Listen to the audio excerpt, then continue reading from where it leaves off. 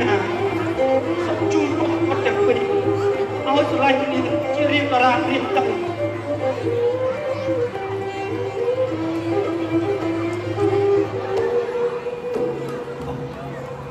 បានហើយគាត់ទាំងពីរ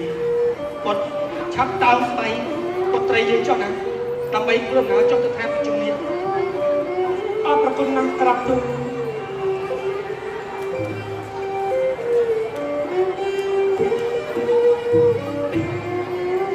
អរប្រគុណអរបានធ្លាប់នេះហើយដែលជាទឹកដីដំបូងនៃការកកើតនគរខ្មែរព្រះរាជាព្រះថោង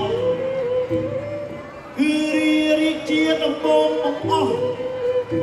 ដែលបានរៀបអភិសេកជាមួយព្រះនាងនាងការរៀបអភិសេកនេះហើយដែលបានคล้ายជាមកប្រពៃណីទំនៀមទម្លាប់រហូតមកដល់បច្ចុប្បន្ននេះ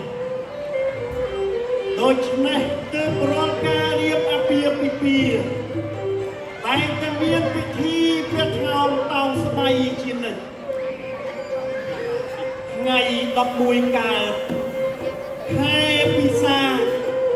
ពុទ្ធសករាជ277មុនគ្រិស្តសករាជព្រះរាជាព្រះថោង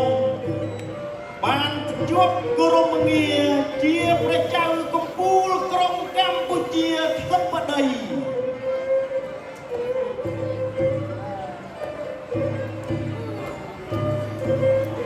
សូមសំឡេងគុណមកបាទ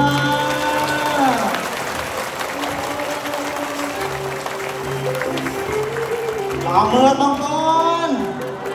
សូមសំឡេងជុំទៅសិល្បៈរបស់យើងទាំងអស់គ្នាមួយទៀតមកសុំតួ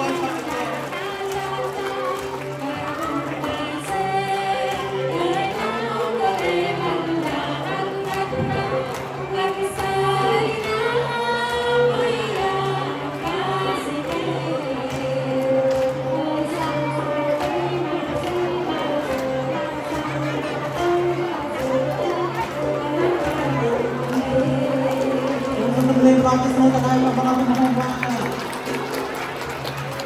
mà cái này cả bài cái số một điều mà thằng thì tiền được thằng những cái công làm con